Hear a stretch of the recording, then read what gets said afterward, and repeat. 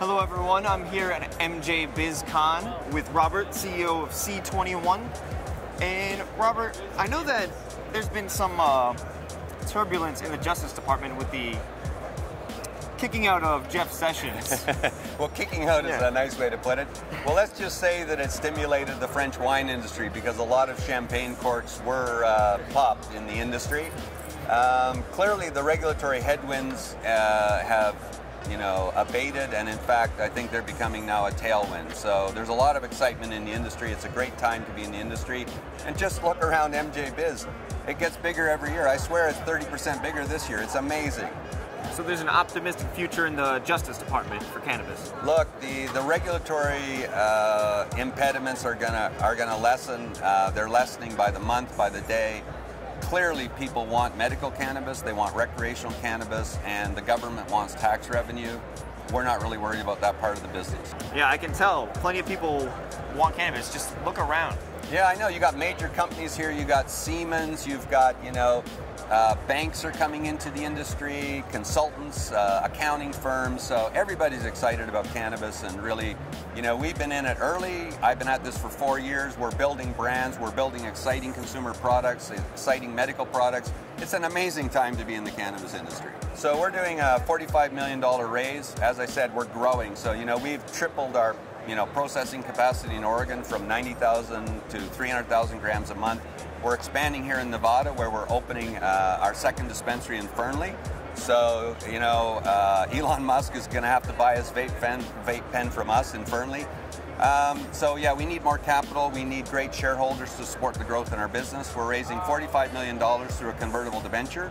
It's being led by IA Securities, which is one of the largest broker-dealers in Canada. Canaccord Genuity, which of course everybody in the cannabis industry who's on the financial side knows the team at Canaccord, probably the leading banker in the space. And we have another great bank, Sprott Capital, which is an exceptional firm with a blue chip name. So we have great bankers and we have great investors. It's an exciting time. Sure sounds like it. Now I want to take it back to when you mentioned Oregon. I know you recently acquired Phantom Farms back in October. Can you tell me the significance of this deal? Well, from the very beginning, I viewed this as a consumer products, branded industry. And so the significance of Phantom is it's a 10-year-old brand. It's one of the oldest brands actually in the United States and in the world. So as the industry moves from, hey man, I got a bag of good weed, to, hey, Carlos, what kind of vape pen do you like? I really like Phantom. So the future of the industry is in branded products. And what we have with Phantom is an authentic brand that a certain consumer really relates to. So it's an outdoor consumer, it's a snowboarder, it's a skateboarder, it's a mountain biker, a rock climber. So this is a brand that can be scaled. We're going to take it to California, we're taking it here to Nevada. Phantom is going to be, we believe, one of the global brands. Not too long ago, you just get a bag of weed from your dealer, not really knowing what it is. Right. But now that we have brands, we know what we're smoking, we know what products we're using, and we can trust them, especially with Phantom. Right, so that's how you relate to a customer, and that's how you simplify the sales process. If you ask for if I say, Carlos, what kind of beer do you like? You go, well, I like Stella, or I like, a certain kind of beer. You don't have to tell me about the alcohol content, how it's made, where it's made, all of this stuff. And we believe that consumers want a safe, predictable quality of product with a lifestyle association that they can relate to. So we believe that branding is certainly the future of this industry. So speaking of future, I know that you have gotten licensing for CBD in Ukraine. Yeah. The first company to get licensing for that. Can you tell me about that? Well, obviously the European Union is a huge market, 750 million consumers, very wealthy consumers, underserved in the cannabis space. CBD was our first license. We are applying in Europe for further licenses for hemp cultivation, for cannabis cultivation, and for processing. We view Europe as a huge market. We need to be there, and we need to be there with our branded products. So again, we plan to take Phantom to Europe. So we're looking and we're talking to partners that have existing distribution into what we would call conventional retail distribution channels. And right now, CBD is a wellness lifestyle product. So we have a number of SKUs in that space, and we plan to develop more brands in CBD. And we've used CBD sort of as a Trojan horse, because you can co-brand, you can get your product out there, it's a branded product, and when you bring out THC products, people are already aware of your brand, they're already aware of your quality, they understand who you are as a company, and so we think CBD is like the leading edge in Europe, and then we'll follow it up with THC. So most people think that the expansion for marijuana industry would just be in the United States, but you're going beyond right into Europe.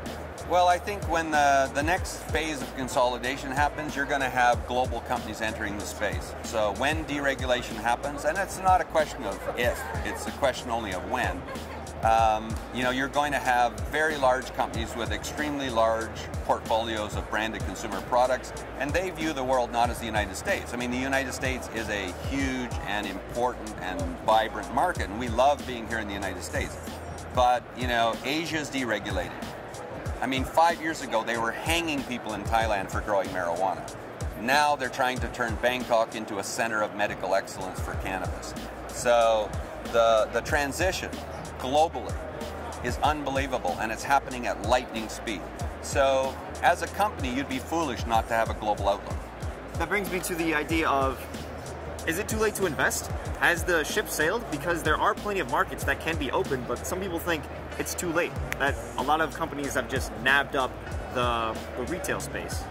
Not really. You know, nobody has even more than a regional brand in the United States. Nobody has anything that would compare to, you know, if you look at the tech industry in the early phases in the 90s, and then you look at Amazon today, well, Amazon was $4, and now it's, you know, over $1,000. So no, it's not too early. We're just in the first or second inning of a very, very long World Series.